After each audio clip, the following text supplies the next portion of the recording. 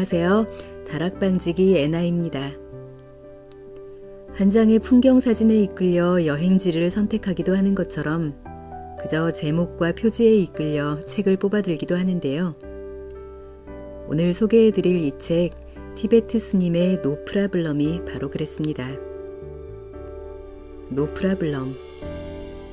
불안하고 두려운 마음을 경쾌하게 잠재우는 그 한마디와 꾸밈없는 표정의 소녀와 양 한 마리가 담긴 사진, 그리고 사진 밑에 쓰여있는 마음을 내려놓으면 아무 문제도 없다라는 한 문장.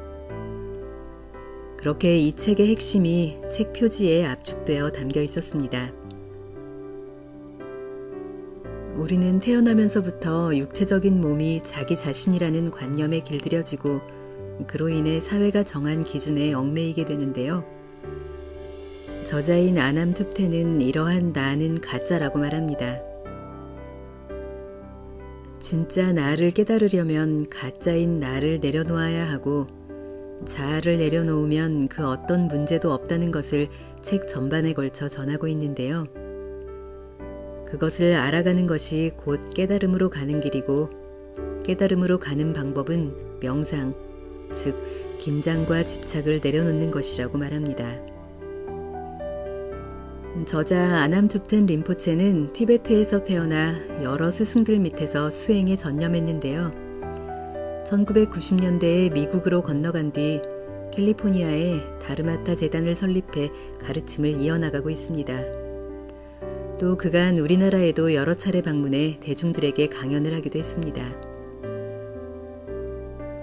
서양인들과 일반 대중을 상대로 오랜 세월 가르침을 이어온 만큼 이 책은 붓다의 핵심 메시지 중 하나인 무아의 가르침을 토대로 한 책이지만 누구라도 쉽게 이해하고 체화할 수 있는 쉬운 말과 예시로 핵심을 전달합니다. 총 12장에 걸쳐 자아를 내려놓고 참 본성을 찾는 길에 대해 풀어놓는데요. 오늘은 그중 제3장 모든 것에 만족하는 사람 낭독해드립니다. 그럼 오늘도 끝까지 편안하게 들어주세요.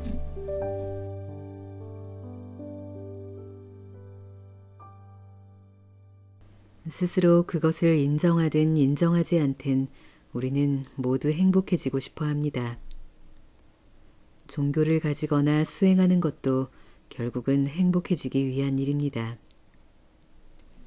인간관계를 맺고 경력을 쌓고 일을 이루려는 것도 행복해지기 위해서입니다. 인간의 모든 행위는 행복해지려는 시도에서 비롯됩니다. 누구나 행복을 원한다는 사실을 받아들이는 편이 좋습니다. 혹자는 허세를 부리느라 행복을 원한다는 사실을 인정하지 않습니다. 자신이 얄팍하거나 단순한 사람이라 여겨진다고 생각하기 때문입니다.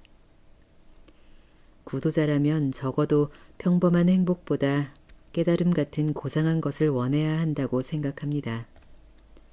그러나 결국 우리 모두가 원하는 것은 행복입니다. 행복을 원한다는 것은 전혀 문제될 게 없습니다. 그렇지만 진정한 행복이 무엇인지는 짚고 넘어가야 합니다. 모두가 행복을 말하지만 행복에는 여러 왜곡된 형태들이 있습니다. 그러므로 우선 행복이 무엇인지 아는 일이 중요합니다. 행복이란 물질을 축적하거나 환상을 실현함으로써 얻을 수 있는 것이 아닙니다. 만족은 모든 것을 소유한 상황이 아니라 집착과 두려움이 없는 내면 상태입니다. 만족이란 나는 이걸 원해, 나는 저걸 원해 하는 지속적이고 끈질긴 욕망이 완전히 멈춘 마음 상태입니다. 마음속으로 갈망하는 것을 모두 가진 상태가 아니라 오히려 텅 비운 상태입니다. 방 한 칸에 빈 공간을 만든다고 생각해 봅시다. 외부에서 이것저것 들여놓는다고 해서 그것이 가능할까요? 방 안은 오히려 쓸데없는 물건들로 꽉 찰 것입니다. 그렇다면 어떻게 해야 할까요? 물건을 없애는 일부터 시작해야 합니다. 쓸모없는 것을 모두 버리는 것입니다. 만족스러운 결과를 얻으려면 비어있는 공간을 만드는 일이 필요합니다. 소유하고 쌓아놓을 것이 아니라 버려야 합니다. 모든 것을 버리면 만들고 싶어 했던 공간이 이미 거기에 있음을 보게 됩니다. 마찬가지로 내면의 만족도 이미 거기에 있으며 그것이 진정한 행복입니다. 깨달음은 특별한 것이 아닙니다. 올바른 수행이란 모든 집착을 놓아버림으로써 만족에 이르는 것입니다. 붓다의 가르침의 핵심이 집착 없음이라 불리는 것도 이 때문입니다.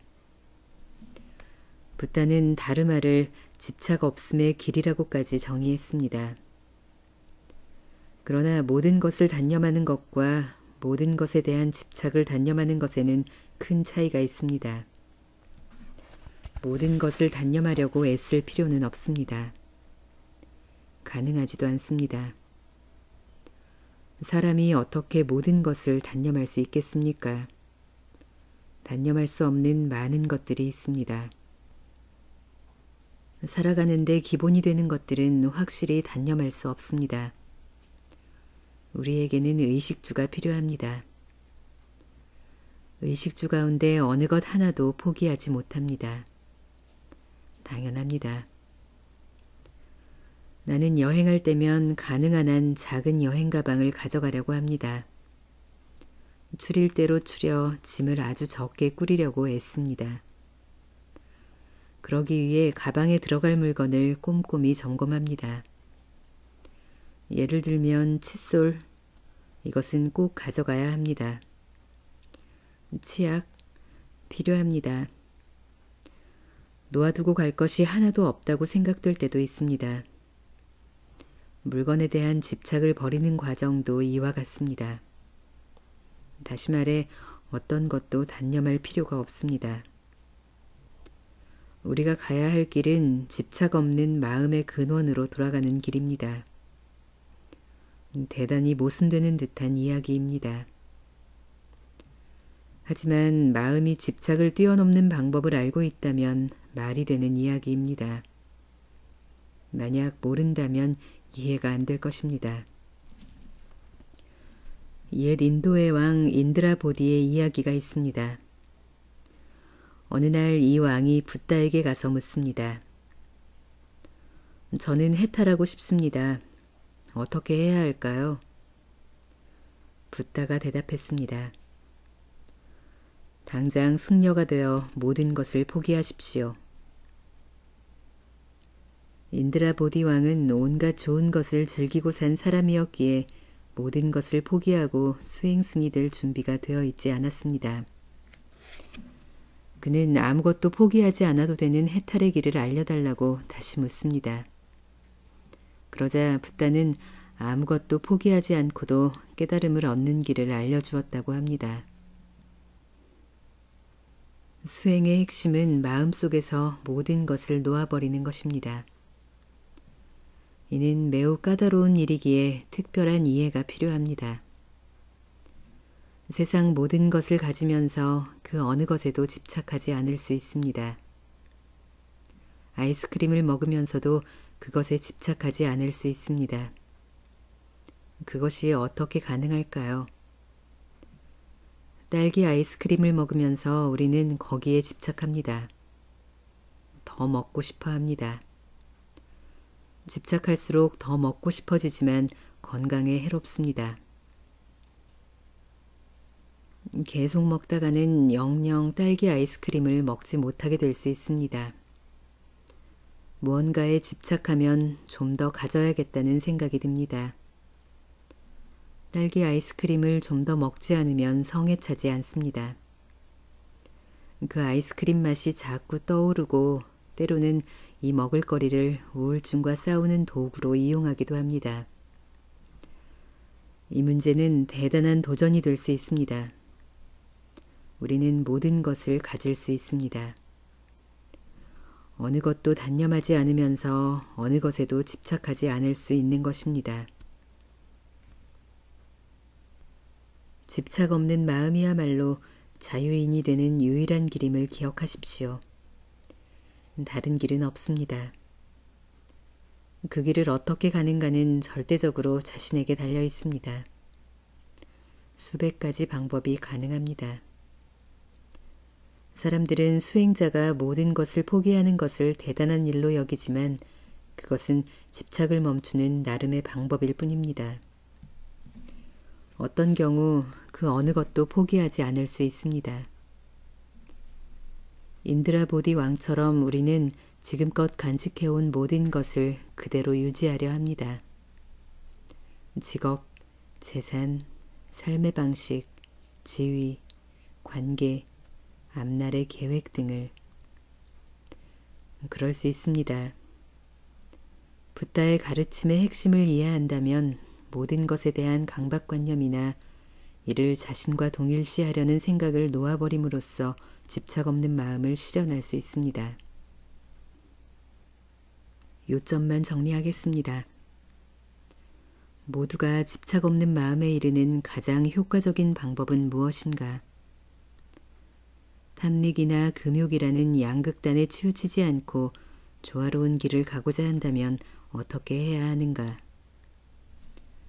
일상생활에서 집착 없는 상태로 가는 완벽한 중도는 무엇인가? 이를 위해 삶에서 어떤 것들을 포기할 필요가 있습니다. 금욕을 실천하는 것과는 전혀 관계가 없습니다. 무엇이든 한 가지를 포기한다는 것은 매우 훌륭한 일입니다. 기분 전환용 오락이나 탐닉에 빠져 있다면 그것을 끝내십시오. 회피하려는 현실과 정면 대결하지 못하게 하는 일이라면 그만두십시오. 우리는 여러 가지 것에 집착합니다. 이 집착 하나하나가 강력한 걸림돌입니다.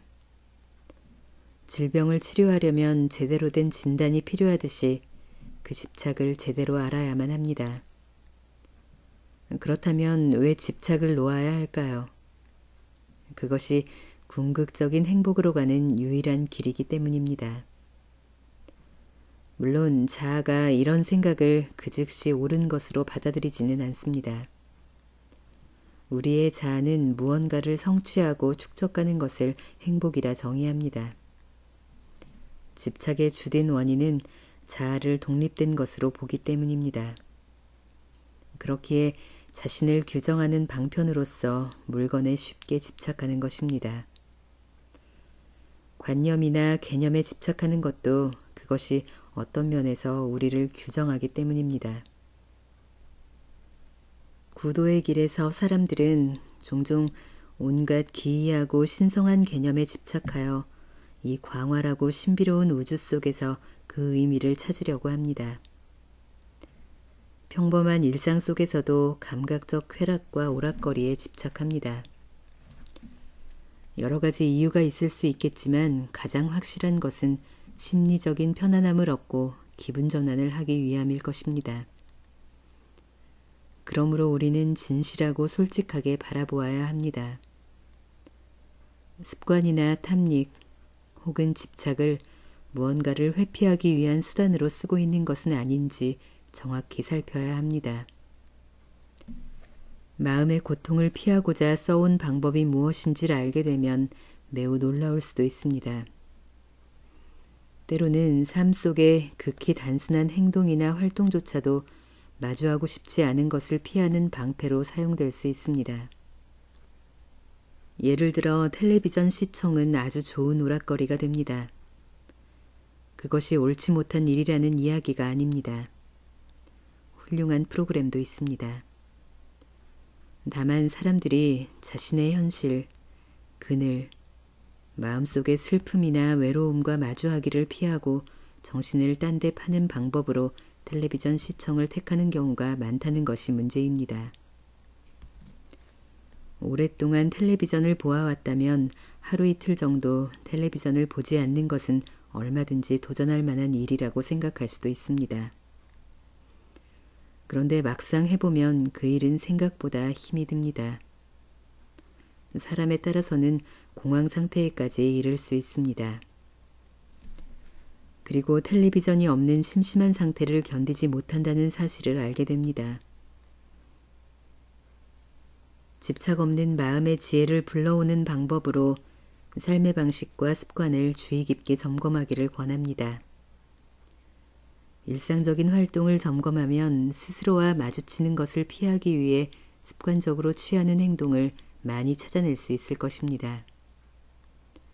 일단 어떤 습관 한 가지를 찾아내면 매우 진지한, 더없이 진지한 태도를 취해야 합니다. 그것이 지나친 텔레비전 시청이든 지나친 독서이든 지나친 컴퓨터 사용이든 지나친 음주나 흡연이든 삼가야 합니다. 집착하고 있는 것을 한 가지만 골라보십시오. 피난처로 삼아 매달리고 있는 개인적인 습관 한 가지를, 그리고 그 습관에 빠지지 않도록 노력해 보십시오. 완전히 떨칠 수는 없다 할지라도 해볼 만한 일입니다. 완전히 그만둘 수 없는 일도 있습니다. 이를테면 전화통화는 21세기 현대사회에서 반드시 필요한 일인 만큼 이에 의존하지 않고 살아가기란 거의 불가능합니다. 그렇기 때문에 전화 사용을 완전히 그만둘 필요는 없습니다. 하지만 긴 시간 전화로 수다를 떨고 남의 이야기를 하는 것이 마음을 분산시키려는 행위임을 알아차렸다면 즉시 전화 사용을 줄이고 꼭 필요할 때에만 통화를 하도록 노력할 수 있습니다. 그런 노력은 자기 훈련이자 더할 나위 없는 수행이 됩니다. 수행이란 앉아서 명상하는 일만을 의미하는 것이 아닙니다. 우리가 마주치는 문제의 하나는 수행을 일상 속으로 끌어들이지 못한다는 점입니다. 우리는 집착을 버리는 수행을 하면서도 여전히 일상생활을 할 수 있습니다. 머리를 깎고 출가하거나 수행을 위해 사찰에 들어가지 않고도 그렇게 할 수 있습니다. 동양의 깨달은 성자 중 많은 사람이 제가자였습니다. 불교의 위대한 스승이자 수행자인 틸로파는 어부였습니다. 그의 제자인 나로파가 스승의 위대함을 알아차리기 전까지는 아무도 그가 대단한 스승이라는 사실을 알지 못했습니다. 일정 기간 수행처에 들어가거나 은둔하면서 삶에 대해 숙고하고 명상하며 고독한 생활을 하는 것도 좋습니다. 하지만 궁극적으로 수행은 일상생활과 하나가 되어야 합니다. 그래서 알아차림과 마음챙김이 매 순간 자신의 활동과 인간관계에 반영되도록 해야 합니다. 이런 삶을 살면 망상과 고통은 사라지기 시작합니다. 물론 처음에는 맞서 싸워야 할 것입니다. 집착을 버리는 수행의 길에 제대로 들어섰다면 몇 번이고 힘겨운 싸움을 하게 될 것입니다. 번번이 실패하고 있음을 알아차리는 순간도 올 것입니다. 수없이 좌절하며 포기해버리고 싶을 때도 있을 것입니다. 사실 실패는 대단히 좋은 일입니다.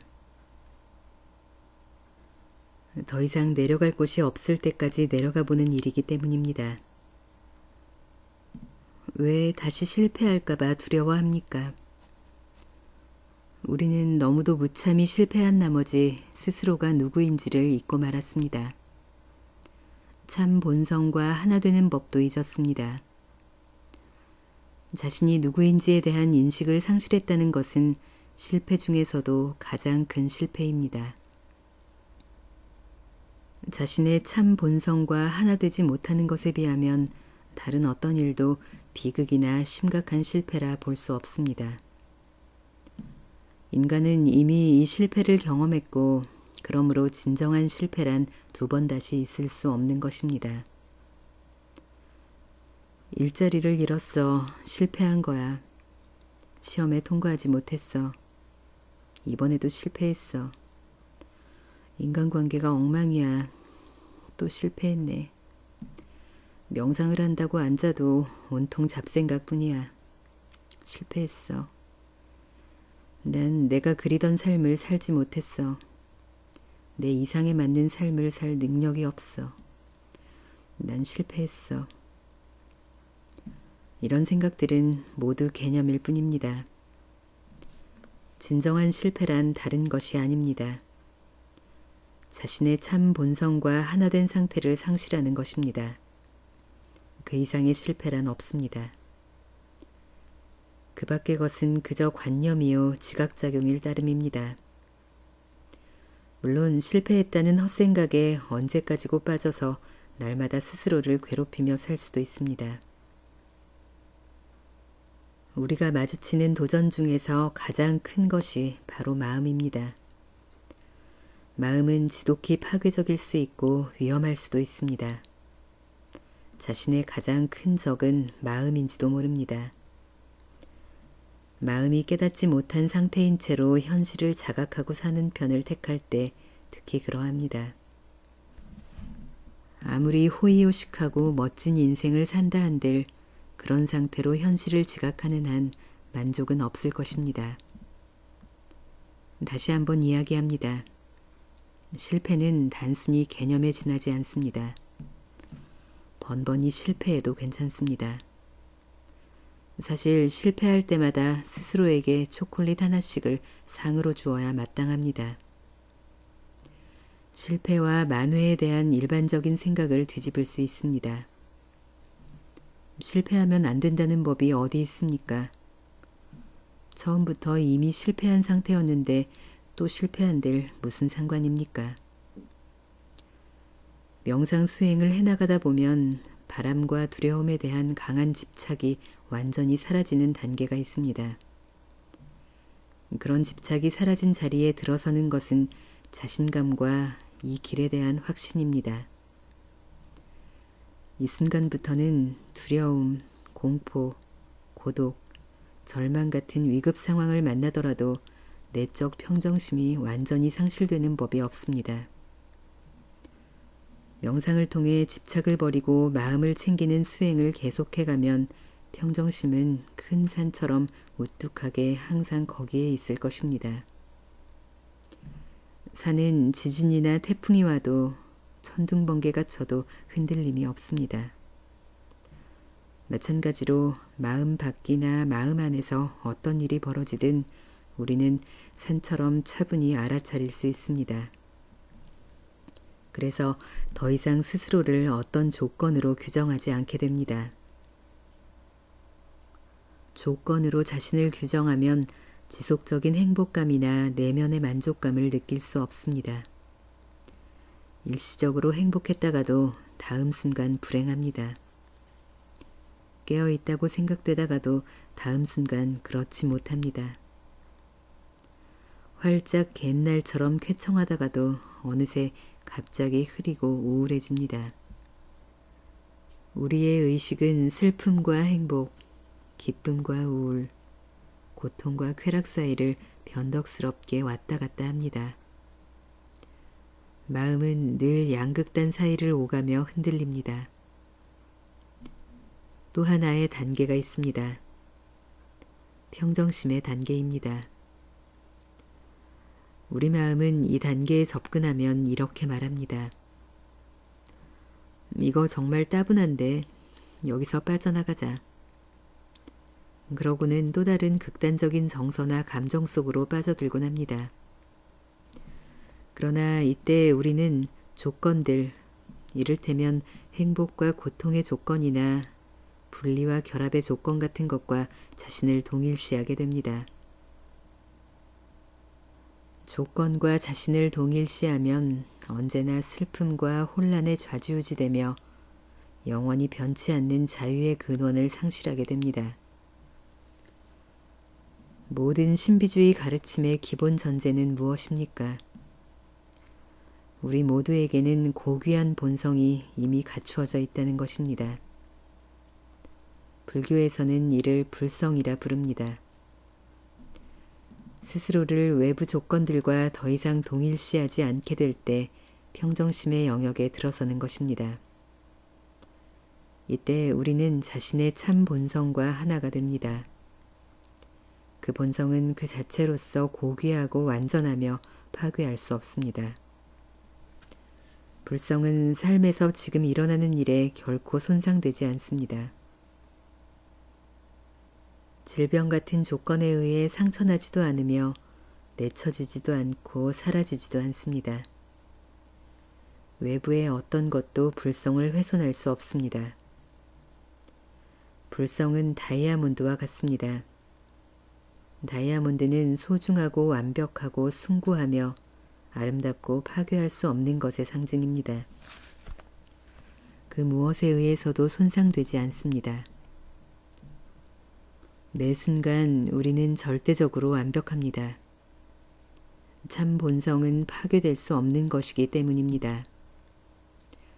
우리의 참 본성은 그 어떤 것에 의해서도 조건지어지지 않습니다. 우리의 참 본성은 완벽하게 숭고하고 거룩합니다. 이 우주의 가장 지고한 것이며 가장 신성한 것입니다. 그러므로 자신을 참 본성과 순수 의식과 동일시할 수만 있다면 고통은 모두 사라집니다. 그것이 해탈입니다. 바로 이것입니다. 이 이상 아무것도 없습니다. 우리의 순수 의식과 하나가 되는 것, 이것이 깨달음입니다. 해탈입니다. 밖에서 그 무엇도 구할 필요 없이 성취는 이미 거기에 있습니다.